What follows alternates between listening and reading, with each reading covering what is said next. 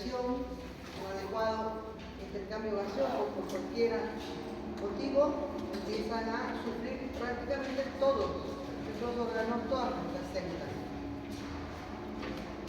Entonces, para poder estudiar mejor de aquí en adelante las enfermedades que afectan al sistema respiratorio, las hemos agrupado entonces en aquellas enfermedades dependiendo de qué segmento van a afectar.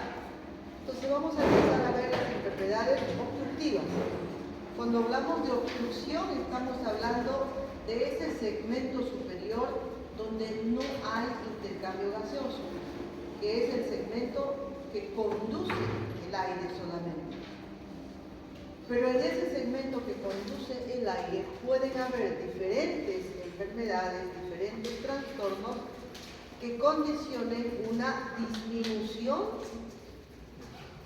del flujo del aire.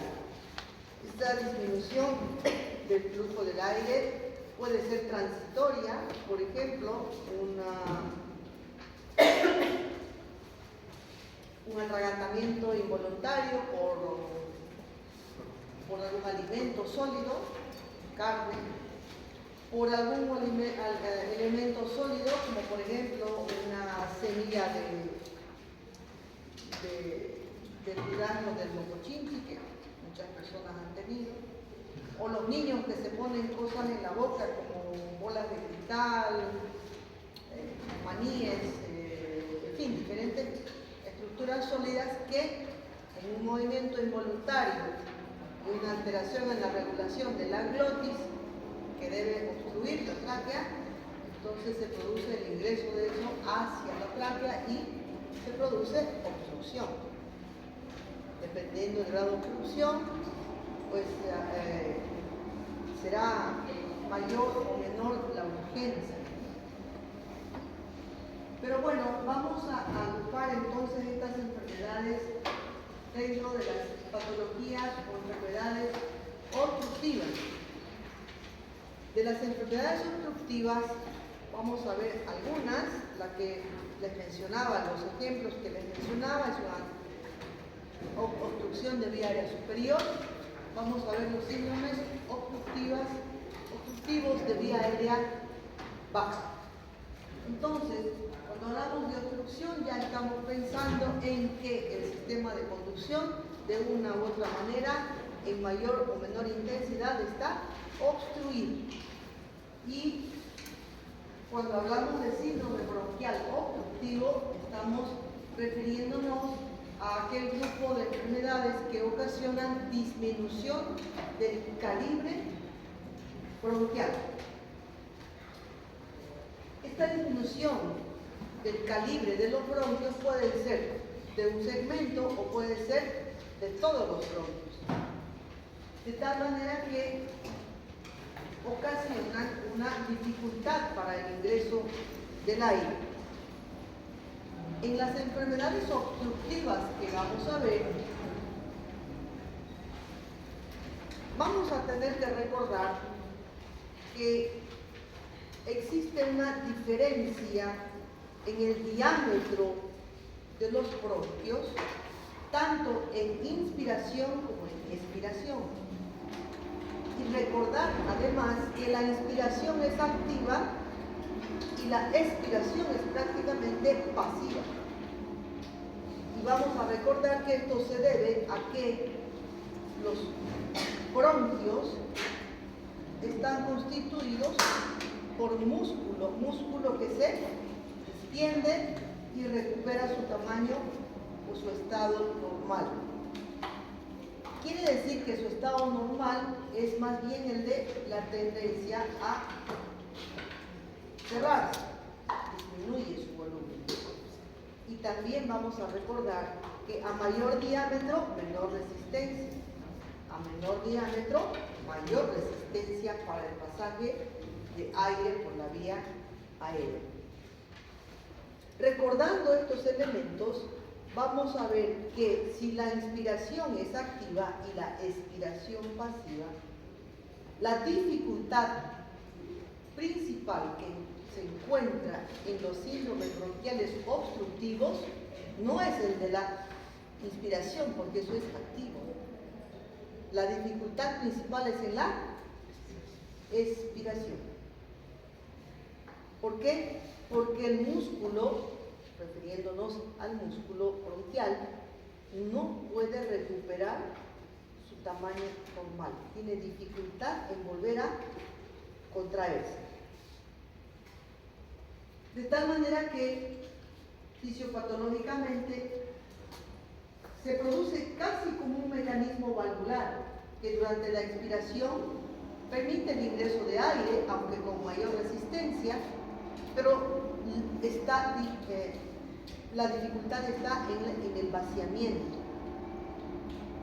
lo cual origina lo que se llama un atrapamiento aéreo, porque no hay una adecuada expiración, un retorno a la posición normal.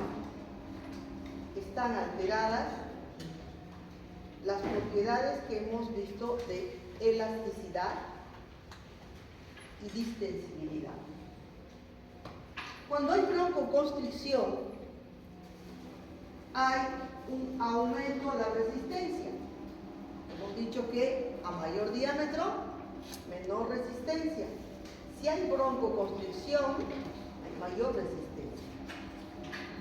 Por disminución de la luz bronquial, por alteración en la pared bronquial y en las estructuras que rodean el bronquio, ocasionando una disminución parcial, difusa de los bronquiolos que da lugar a esta situación que se llama atrapamiento aéreo. ¿Qué enfermedades vamos a ver en este síndrome bronquial obstructivo como características? El asma, la bronquitis y el enfisema pulmonar. Estas tres enfermedades de forma crónica, cuando se cronifican, van a dar lugar a otro trastorno que se denomina enfermedad pulmonar obstructiva crónica. El asma, la bronquitis crónica y el enfisema pulmonar de forma crónica van a evolucionar hacia un solo cuadro que se llama enfermedad pulmonar obstructiva crónica. ¿Cuáles son los mecanismos por los cuales puede haber obstrucción bronquial? Por broncoconstricción, o sea, por contracción de la musculatura lisa de los bronquios, por presencia de secreciones, por engrosamiento de la pared bronquial, de la mucosa, por reducción del lumen, por fibrosis, por pérdida del soporte elástico. Y bueno, otras causas que pueden dar lugar a obstrucción bronquial. Estas son las principales. ¿Cuáles son las consecuencias fisiopatológicas del síndrome obstructivo? Por supuesto, un aumento en la resistencia. Y si hay un aumento en la resistencia, hay un mayor esfuerzo respiratorio. Hay un mayor esfuerzo respiratorio. Si hay mayor esfuerzo respiratorio, hay un mayor gasto energético. Y el paciente que tiene un aumento en la resistencia de la vía aérea tiene mayor gasto energético, por lo tanto, mayor requerimiento de oxígeno, ¿no?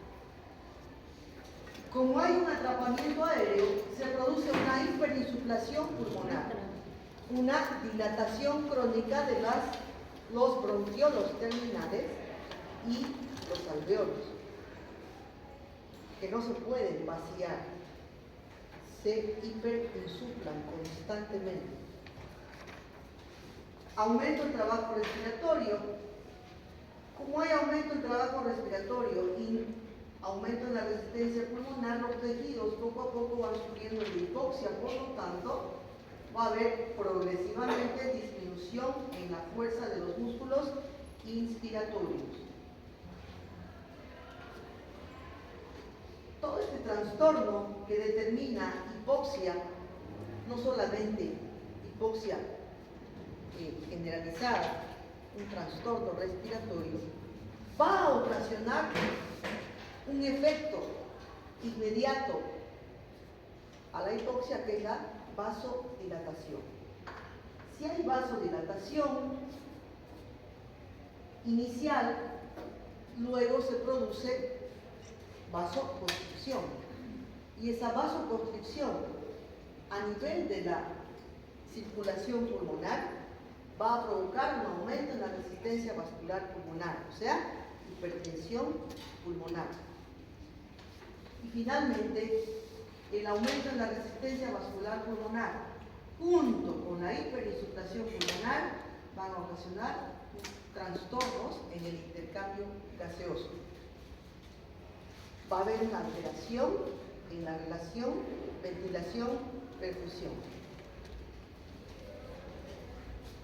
Esto es lo que sucede normalmente durante la inspiración y en el momento de la expiración. Quiere decir que este es el tamaño normal o el estado de reposo, digamos, de la vía respiratoria, del bronquiolo terminal y del alveolo que se infla durante el ingreso de aire. Cuando hablamos de síndrome bronquial obstructivo o de síndrome obstructivo, hablamos de que por cualquier motivo, sea por disminución del lumen, por presencia de moco o por engrosamiento de la mucosa, el lumen bronquial disminuye. Fíjense la relación, en este caso hay broncoconstricción o edema de la mucosa bronquial, el lumen del bronquiolo terminal disminuye y el alveolo recibe menos aire y tiene dificultad para vaciarse. Como si hubiera una válvula aquí que permite el ingreso de aire en menor cantidad, pero tiene dificultad de vaciarse. Esto determina lo que hemos denominado atrapamiento aéreo. Un bronquiolo terminal obstruido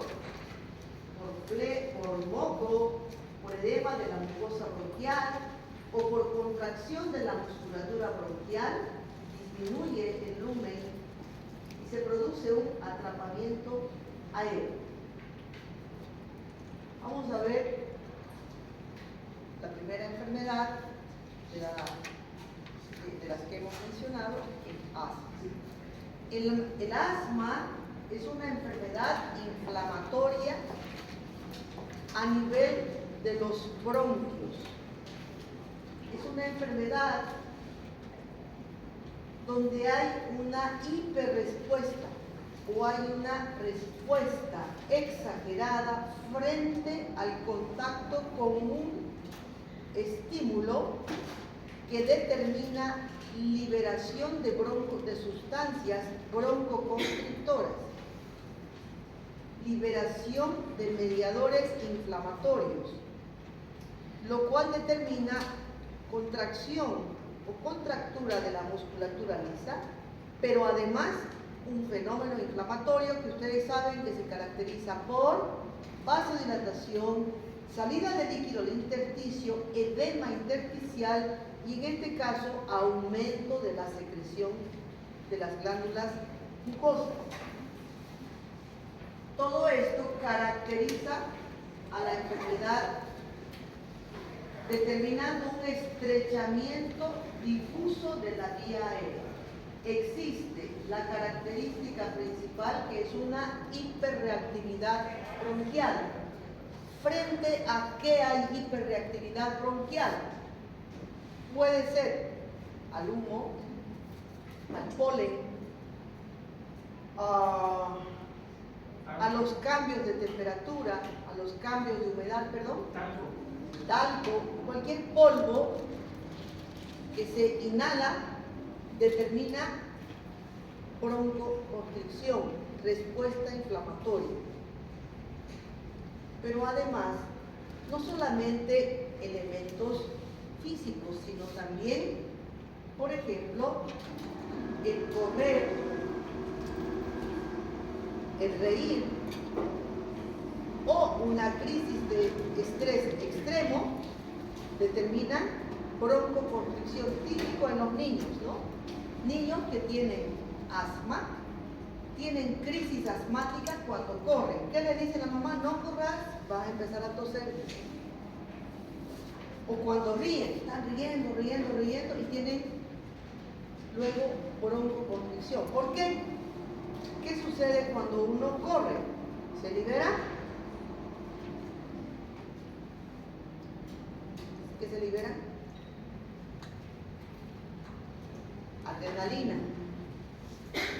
Adrenalina, que es broncoconstrictor.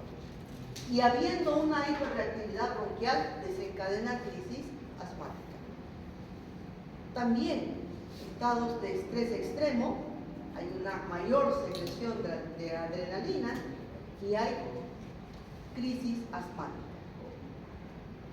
Es muy frecuente que las personas que son asmáticas carguen su inhalador en el bolsillo porque de repente por ahí se chocan o hay un accidente, tienen una crisis aguda de estrés, ansiedad y tienen broncoconstricción.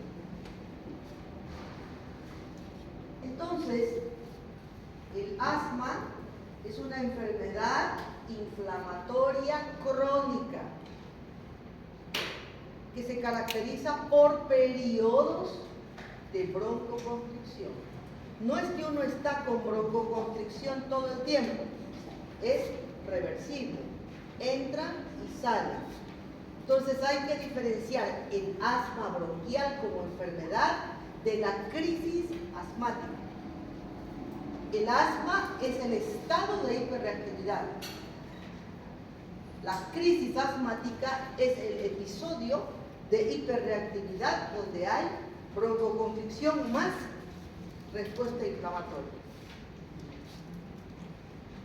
El asma es episódica, entonces se caracteriza por episodios reversibles, vuelven a la normalidad, con una alta incidencia.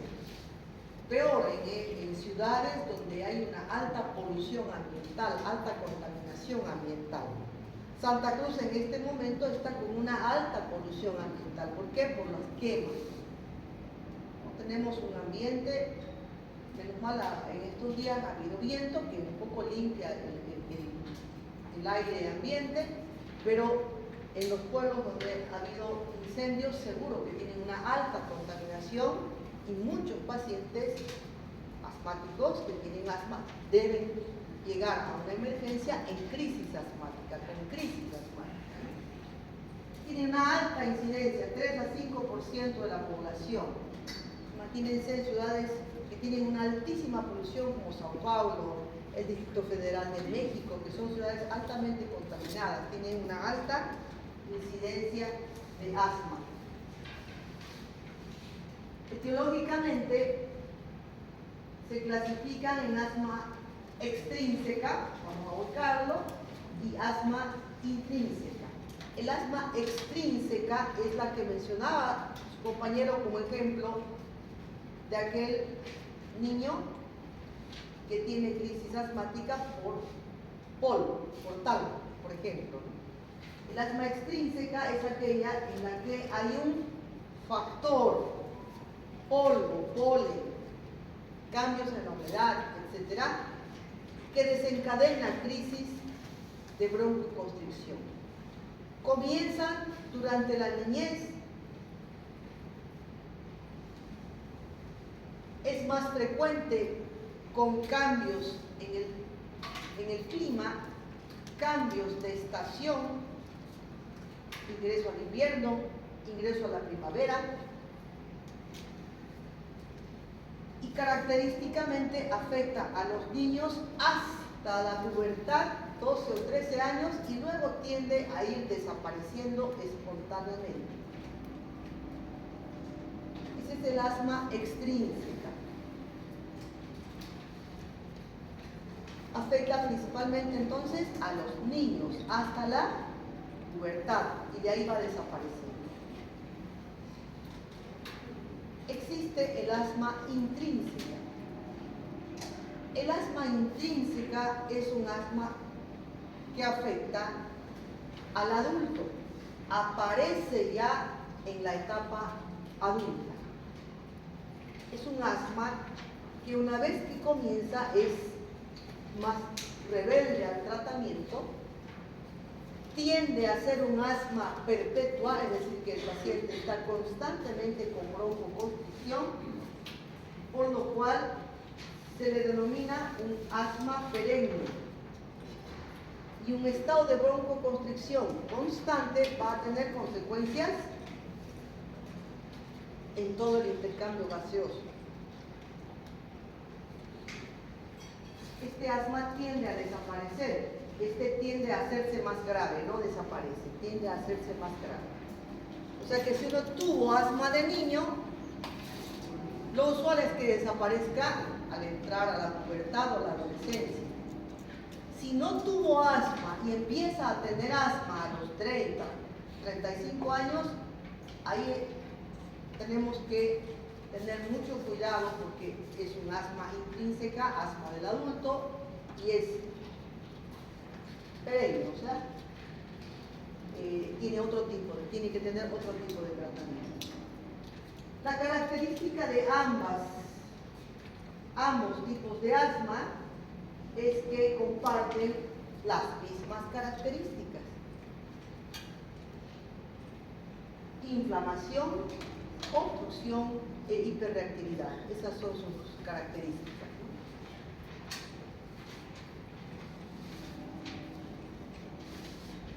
El asma extrínseca es una reacción inmune de tipo 1, mediada por inmunoglobulinas tipo E. Hay reacción cutánea positiva a diferentes tipos de alergenos. Responde muy bien a los broncodilatadores y responde muy bien a los corticoides. Se inicia en la infancia y desaparece al inicio de la pubertad. El asma intrínseca es una respuesta inmunológica de nuestro sistema inmunológico, pero no se puede identificar a qué. Es una respuesta inmune desconocida. Hay anticuerpos desconocidos que, estando presentes, reaccionan constantemente determinando hiperreactividad bronquial. La reacción cutánea en búsqueda de alergenos es negativa. No hay antecedentes alérgicos. Hay una respuesta de regular a mala a los broncodilatadores y hay una respuesta regular al tratamiento con corticoides y se inicia en la etapa adulta.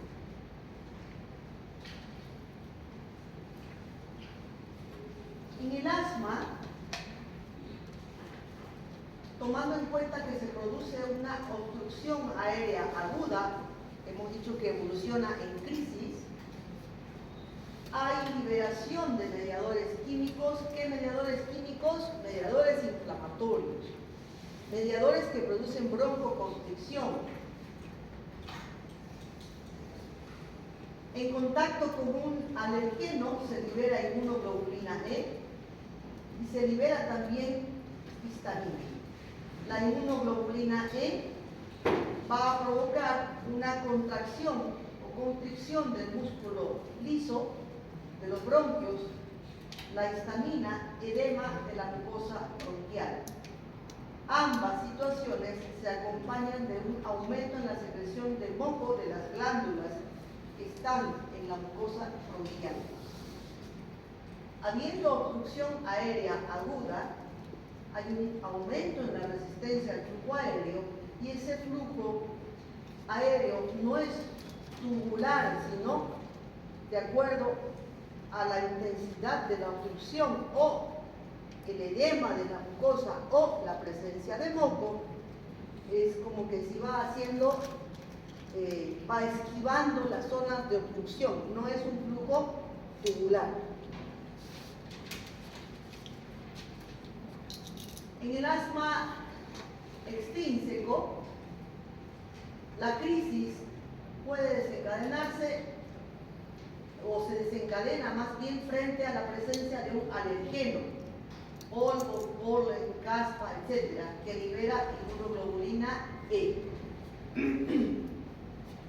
Esa inmunoglobulina E se asocia a la liberación de otros mediadores inflamatorios, como prostaglandinas, leucotrienos, histamina y otros, que ya los conocemos, que son parte de la respuesta inflamatoria.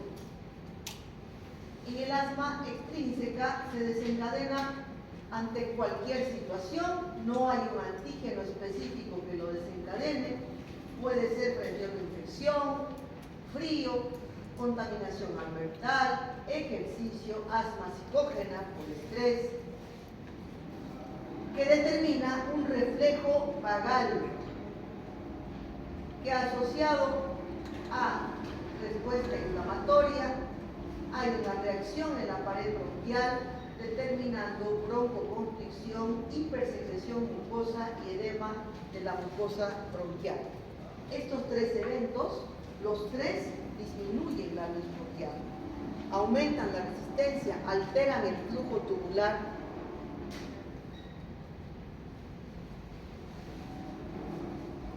La crisis asmática es una respuesta de hipersensibilidad que es inmediata, es rápida.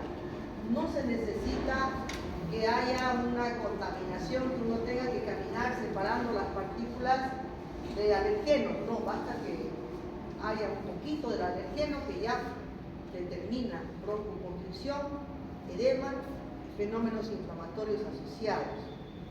Por eso decimos que es una hiperreactividad, es un estado de hiperreactividad. Entonces, pequeñas dosis de antígeno van a dar lugar a activación de células mediadoras inflamatorias que producen degranulación de los mastocitos, como hemos visto, espasmo bronquial, edema de la mucosa e hipersecreción.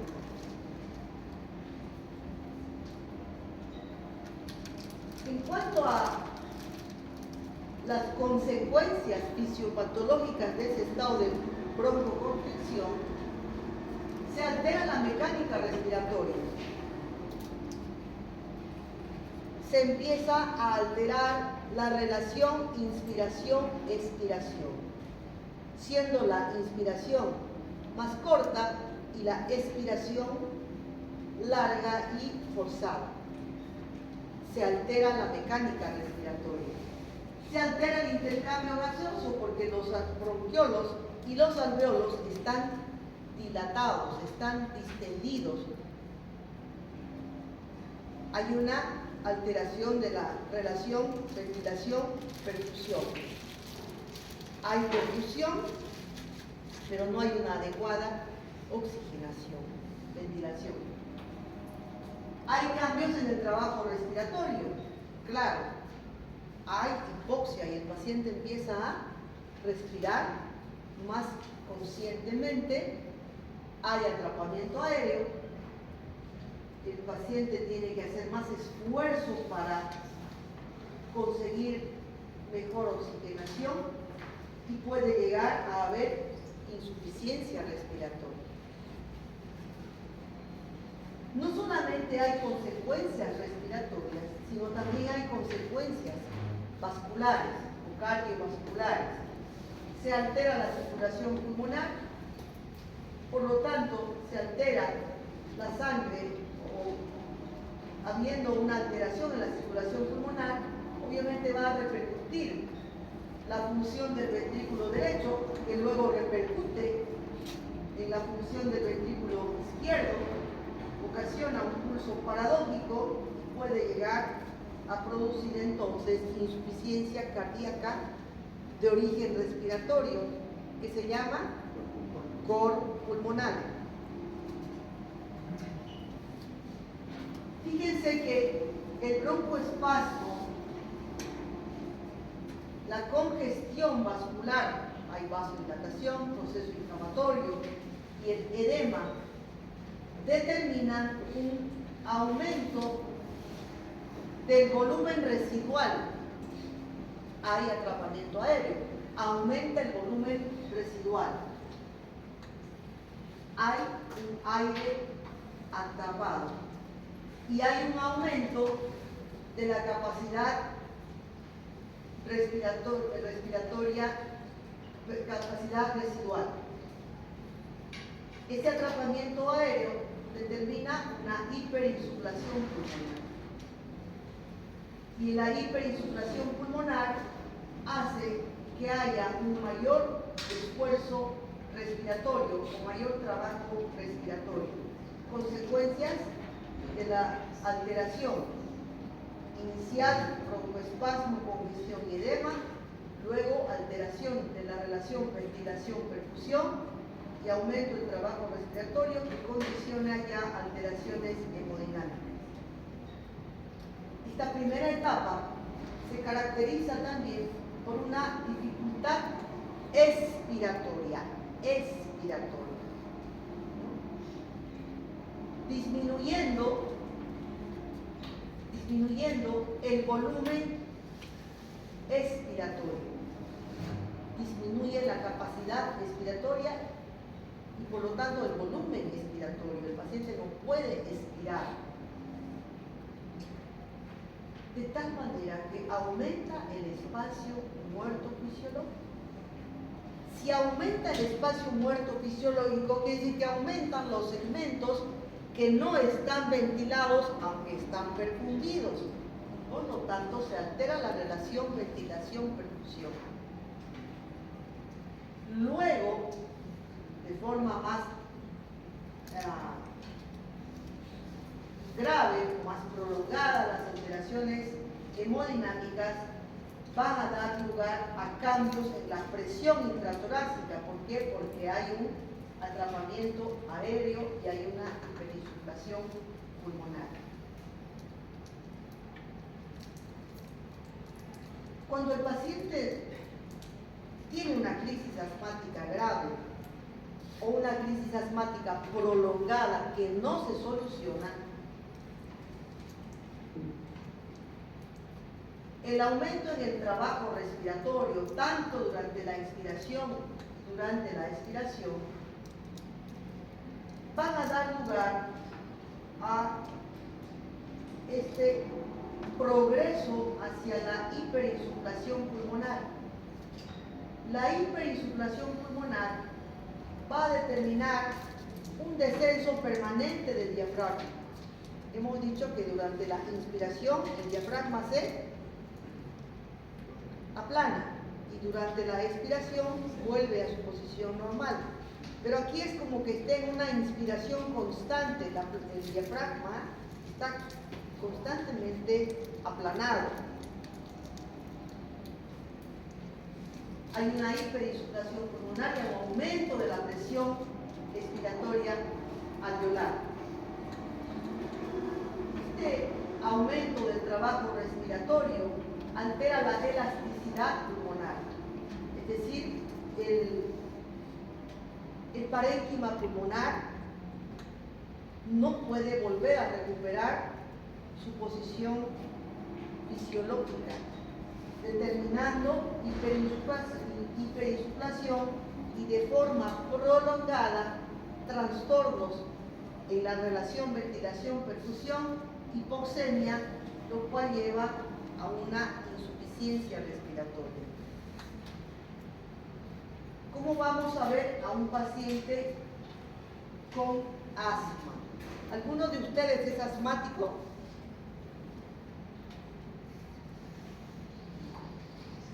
Ninguno es asmático. Bien. ¿Vos? ¿Sí? Bueno, lo ven ustedes a su compañero, dice que es asmático, pero nadie se da cuenta que es asmático. Quiere decir que el asma es un estado que se caracteriza por episodios que pueden ser muy frecuentes, pueden ser muy esporádicos, pueden ser fácilmente controlados o pueden ser crisis muy graves que hagan que uno llegue a la emergencia del hospital. Entonces, cuando ven un paciente puede tener asma, pero no está en crisis asmática. Es algo que tienen que diferenciar. Vamos a reconocer un paciente con crisis asmática bajo estos síntomas: tos, sibilancias, disnea, rigidez torácica, pulso paradójico, hipoxemia, hipercapnia, acidosis respiratoria. En orden decreciente, los síntomas que van apareciendo conforme la crisis asmática es más prolongada y es más grave. Cuadro clínico característico de la persona que tiene crisis asmática. Vamos a preguntarle si su compañero nos puede contar cómo es una crisis asmática. ¿Puede contarnos? Cuando tenía esos episodios de que tosía cada rato, tosía no dejando parar de toser, y también tenía una disnea, no podía respirar bien. Cuando quería respirar como que se me complicaba que salga el aire. Entonces, la pregunta es, ¿la crisis de tos era así todos los días o era...? En el momento en que entré en contacto con la alergia. Por ejemplo, una vez me picó una abeja y al ratingo, 2 minutos después, empecé con mi crisis. Entonces, hay algo que determina la reacción. Entonces, el cuadro clínico es de esta manera: una persona que está bien y de pronto empieza a toser, empieza a toser, y conforme va pasando el tiempo, la tos se va incrementando. Al incrementarse la tos, inicialmente seca, aparece dificultad respiratoria. Dificultad, sobre todo, siente que no entra el aire, pero que tampoco sale. Es como que se le trancara la respiración. Como dicen las personas que tienen crisis asmática severa, estoy trancado del pecho, dice. Literal, ni entra ni sale el aire. Estoy trancado del pecho. Conforme transcurre el tiempo, a veces media hora, 1 hora, empieza a escucharse las manifestaciones semiológicas de la broncoconstricción. ¿Cuáles son? Las sibilancias. Para escuchar las sibilancias necesitamos un fonendoscopio, pero a veces es tan intensa la broncoconstricción y el edema. Al principio hay broncoconstricción y poco a poco se va edematizando la mucosa, ¿no? Y va aumentando la secreción de las glándulas bronquiales. Entonces, en principio la tos es seca, pero luego empieza a expectorar. Algunas veces, les decía, la broncoconstricción es tan intensa que uno, incluso estando el paciente alejado, oye que hay broncoconstricción, puede escuchar las sibilancias. Las sibilancias las vamos a escuchar en inspiración y en expiración. El aire entra sonando porque la vía aérea está estrecha, pero no está estrecha la tráquea, ¿no? Están estrechos los bronquiolos terminales, ahí hay broncoconstricción. Por lo tanto, esos bronquios suenan silbando, con sibilancias. Conforme progresa la crisis asmática, hay insuficiencia respiratoria, hay disnea. Y luego, el paciente, claro, esto es progresivo, ¿no? Si no hay tratamiento, porque tal vez su amigo ya reconoce que está teniendo una crisis asmática y rápidamente usa un broncodilatador, o toma un antialérgico, o toma un corticoide, y se corta la crisis asmática, ¿no? Pero en el caso de que no, y evolucione, pues habrá una rigidez torácica. Literalmente el paciente está trancado, ni puede inspirar, ni puede expirar. El tórax está hiperinsuflado, con atrapamiento aéreo. De ahí ya aparecen las primero consecuencias respiratorias y luego consecuencias cardiovasculares. Pulso paradójico, hipoxemia, hipercapnia. ¿Por qué hay hipercapnia? Porque no hay intercambio gaseoso. Hay poco oxígeno y acumulación de CO2. Hipoxemia con hipercapnia. Y eso va a determinar una acidosis de origen respiratorio. Doctora, una consulta, ¿qué era el pulso paradójico? El pulso paradójico es el pulso que se modifica durante la inspiración y la expiración.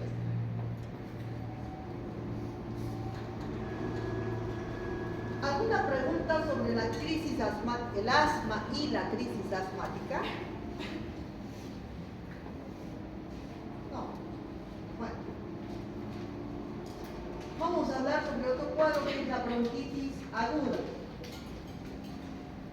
Cuando hablamos de bronquitis aguda, también nos referimos a un trastorno a nivel bronquial. A nivel bronquial. Si hablamos de bronquitis, ya entendemos que hay un proceso inflamatorio a nivel bronquial. Si hay un proceso inflamatorio, entendemos que hay edema de la mucosa bronquial y aumento en la secreción bronquial. Aumento en la secreción de moco. Por eso se caracteriza la bronquitis. Entonces, es un proceso inflamatorio de la mucosa bronquial donde encontramos edema de la mucosa bronquial. ¿Qué determina inflamación de la mucosa bronquial? Habitualmente procesos virales. Un cuadro gripal, el COVID, por ejemplo, que producía primero un cuadro viral típico y luego tos con expectoración. O cualquier virosis que dé lugar a una infección de vía aérea superior que afecte los bronquios, va a producir un proceso inflamatorio a ese nivel y estas características, ¿no? Hipersecreción mucosa, como hay edema de la mucosa bronquial, disfunción de los cilios de la mucosa bronquial. Los cilios son aquellos como vellosidades que tienen un movimiento hacia el exterior para expulsar el moco, que normalmente se produce en pequeñas cantidades, pero cuando se produce un proceso inflamatorio es como que si se perdieran los cilios, porque están edematizados, se pierde la estructura de la mucosa bronquial y se pierde la función ciliar. Entonces la flema el moco tiende a producirse en exceso y a quedarse ahí. Es muy difícilmente que salga afuera porque se ha perdido la función ciliar. Como hay edema de la mucosa bronquial, hay aumento de la resistencia al flujo aéreo. La hipersecreción mucosa determina atrapamiento aéreo y la secreción que se acumula por disfunción ciliar se contamina y entonces se cambia de características blanquecinas a tener características purulentas, ¿no? Porque se fagocitan, hay lisis de células, el epitelio ciliar se muere y tiene que ser todo eso expulsado como detritus hacia el exterior. Los episodios de bronquitis aguda que sobrevienen asociados a un proceso viral no necesitan tratamiento específico en particular, porque nuestro sistema inmunológico va a actuar y vamos a salir en 7 a 10 días, vamos a salir de ese proceso. Le podremos ayudar al paciente con expectorantes, con nebulizaciones, fisioterapia, para que esa flema pueda salir más rápidamente, ¿no? El cuadro clínico, me olvidaba aquí, el cuadro clínico es de un cuadro de vía aérea superior, ¿verdad? Que comienza con, de repente, polinofagia, mialgias, sensación de fiebre, luego tos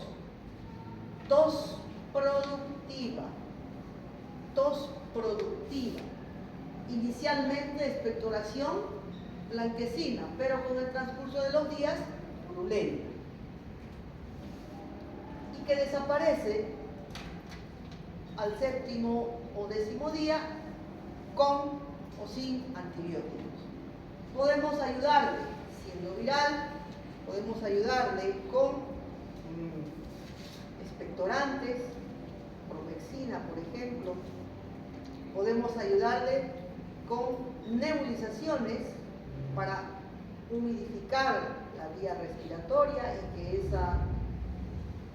esa mucosidad, ese moco que está denso, adherido a las paredes bronquiales, pueda salir más fácilmente. Podemos ayudarles, si es que son ancianitos o son niños, con fisioterapia para que se movilice esa secreción mucosa que está adherida a las paredes bronquiales. En la bronquitis aguda, pues no habrá más complicación. Es diferente cuando la bronquitis se hace crónica. Entonces, en una bronquitis aguda ya hablamos de episodios de bronquitis frecuentes, una vez cada 2 meses, 4 veces al año, o una bronquitis constante. Por ejemplo, el fumador crónico tiene la bronquitis constante y se lo reconoce, ¿no? Se lo reconoce porque todo el tiempo está y se siente una tos húmeda, se siente que el paciente tiene flema. Bueno, cuando hablamos de bronquitis crónica, entonces estamos hablando de un estado en el cual hay episodios de bronquitis con tos productiva por más de 3 meses durante 2 años consecutivos. El paciente se pasa tosiendo y expectorando por 3 meses, 4 meses, y eso se repite en varias ocasiones. El tabaquismo es la principal causa. ¿Por qué se caracteriza la bronquitis crónica? Igual que la bronquitis aguda, hay un proceso inflamatorio, solamente que aquí es crónico, no es autolimitado como en la bronquitis aguda, es persistente. Engrosamiento de la mucosa. Primero, en una bronquitis aguda hay edema. Aquí hay edema, pero luego del edema y habiendo inflamación crónica hay fibrosis, ¿no? Reemplazo de tejido. ¿Asociado a qué? A hipersecreción de moco. Este trastorno, la bronquitis crónica, característicamente el paciente está constantemente tosiendo y expectorando. Tose y expectora. Como es una hipersecreción mucosa persistente. Esa hipersecreción mucosa normalmente está contaminada de detritus celulares, por lo tanto es purulenta. La expectoración es verdosa. Hay hipertrofia e hiperplasia de glándulas mucosas que están localizadas en la submucosa de los grandes bronquios. El estado inflamatorio que lleva a engrosamiento de la mucosa lleva a un trastorno obstructivo crónico, determinando trastornos en la ventilación y obviamente en el intercambio gaseoso. Vamos a definir entonces que el paciente con tos y expectoración crónica tiene una bronquitis crónica. La neumopatía obstructiva o bronquitis crónica se relaciona al enfisema y característicamente hay una producción excesiva de moco que determina tos y expectoración. Tos y expectoración.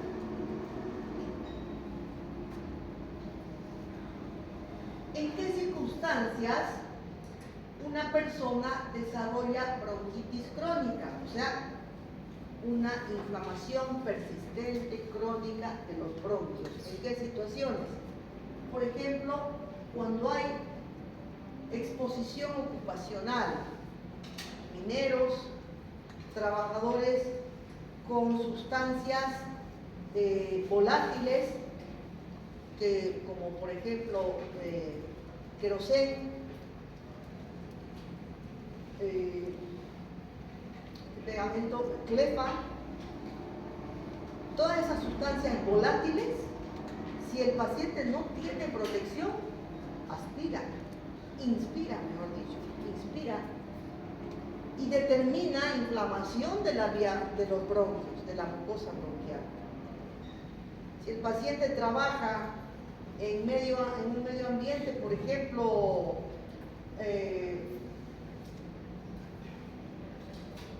que trabajan en fundiciones, por ejemplo, que están frente al calor y sustancias químicas que funden metales.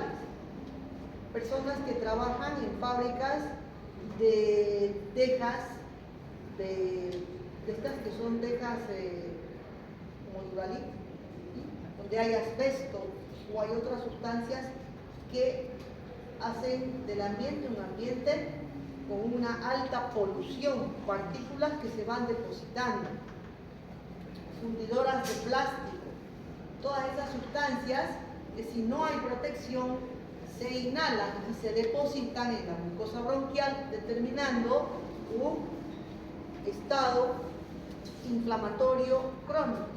Los carpinteros igual, ¿no? Los carpinteros también.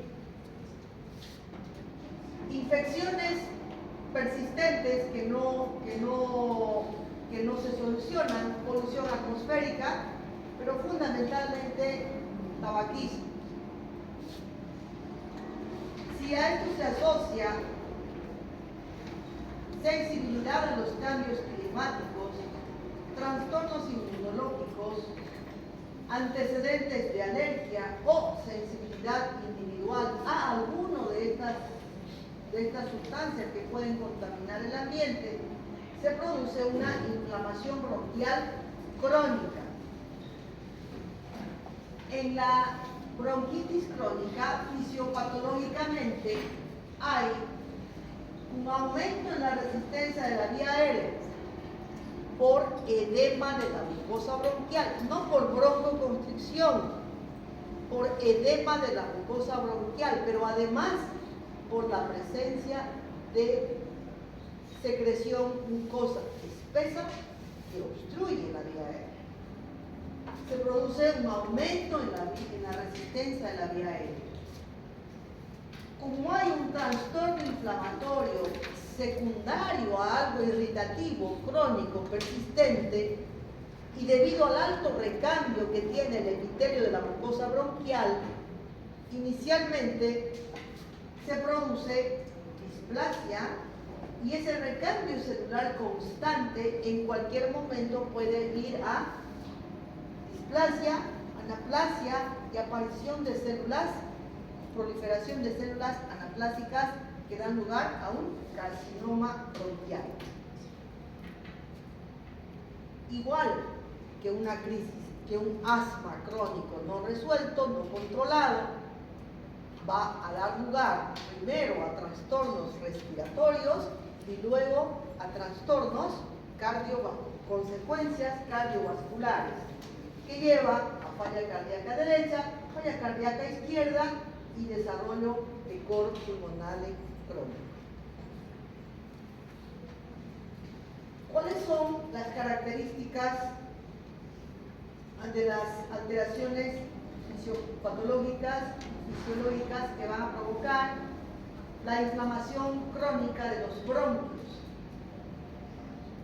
Cuando afecte los bronquios de mayor calibre, determinan hipersecreción mucosa, tos, tendencia constante a las sobreinfecciones y disminución del calibre de los bronquios, que también da lugar a la presencia de sibilancias. En la afección de las vías aéreas de mayor calibre, rápidamente, con el tiempo, lleva a la evolución de una insuficiencia cardíaca derecha, insuficiencia cardíaca izquierda y desarrollo de cor pulmonar crónico. Cuando se inflaman los bronquiolos de menor calibre,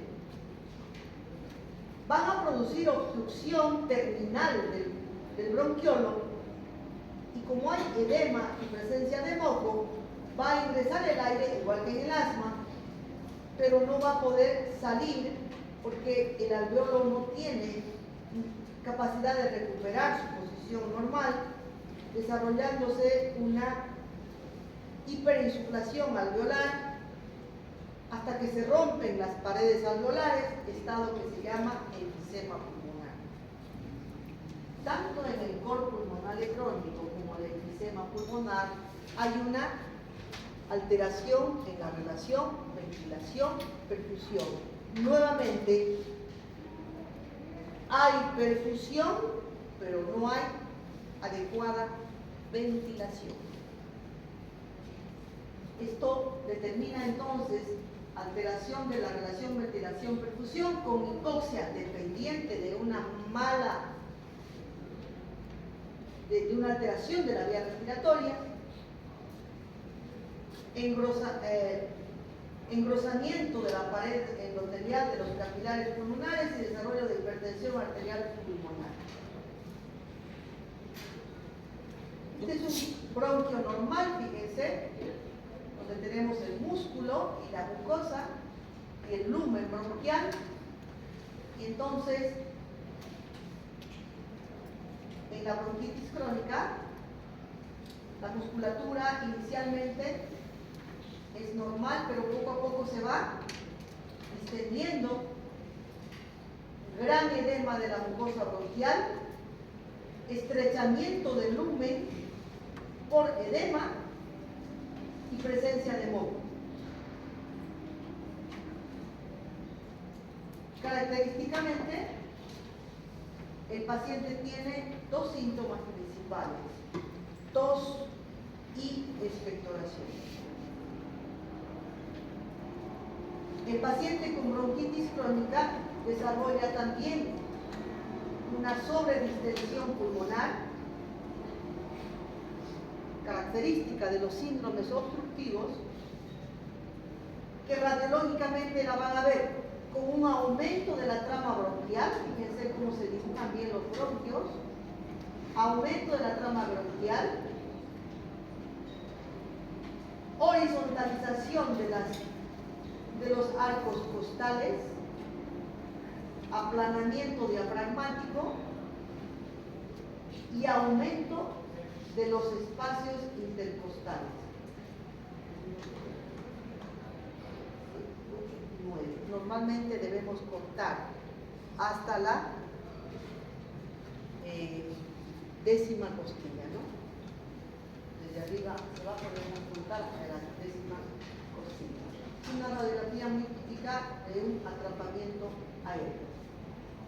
Bueno, tanto el asma crónico como la bronquitis crónica evolucionan hacia un estado en el cual los alveolos sobredistendidos terminan estallando, se rompen sus paredes, como que si un globo usted lo infla hasta que se estalle, ¿no?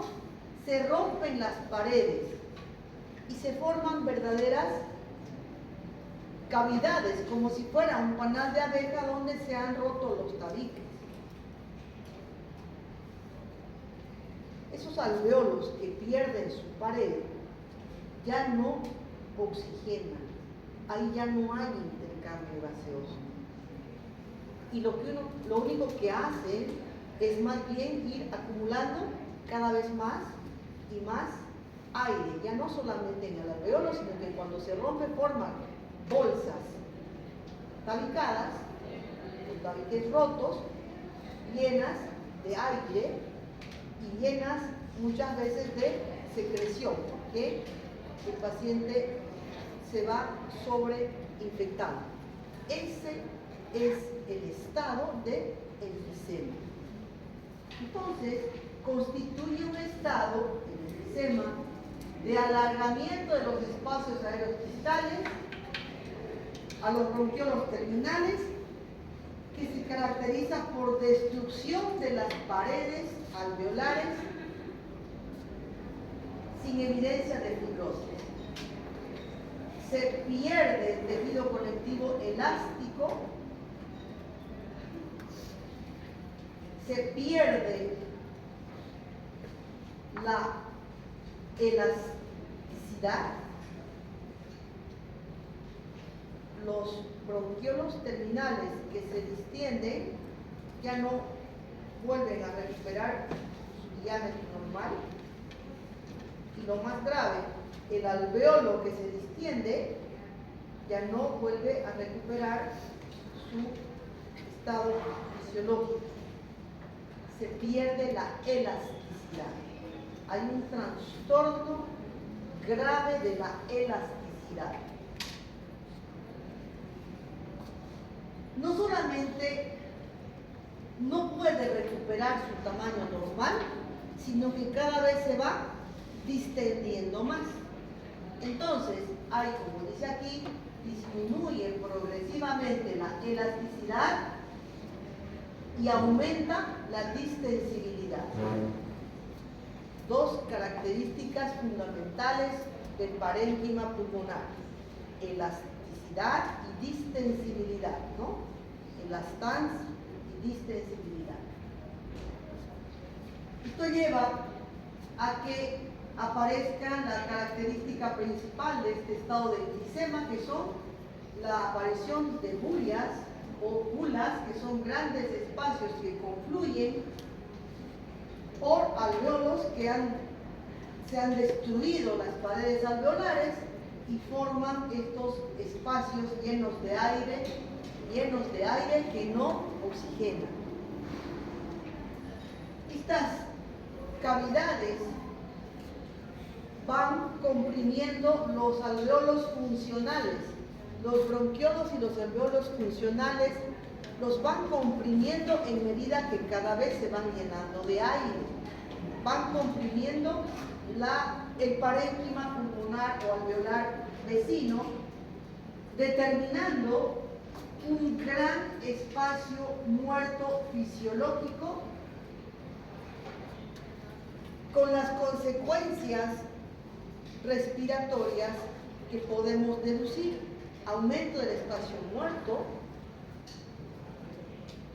aumento de la capacidad residual, disminución del volumen corriente,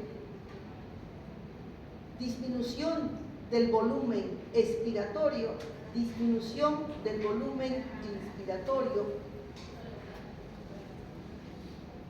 Se produce entonces un aumento del tamaño de los espacios aéreos después del bronquiolo terminal por ruptura de las paredes, ¿no? Este es un parénquima normal, fíjense, y estos ya son cavidades que se han ido formando, donde se destruyen las paredes alveolares, quedan algunos que otro tabique, que poco a poco se van sobredistendiendo, a diferencia de esta unidad alveolar, donde vemos los alveolos como si fuera un racimo de uvas, cada cual independiente, que únicamente se comunican por unos poros que se llaman poros de Kohn, que son microscópicos, y que toda esa estructura elástica se destruye y es reemplazada por esas bolsas prácticamente de tejido que se distienden y que no se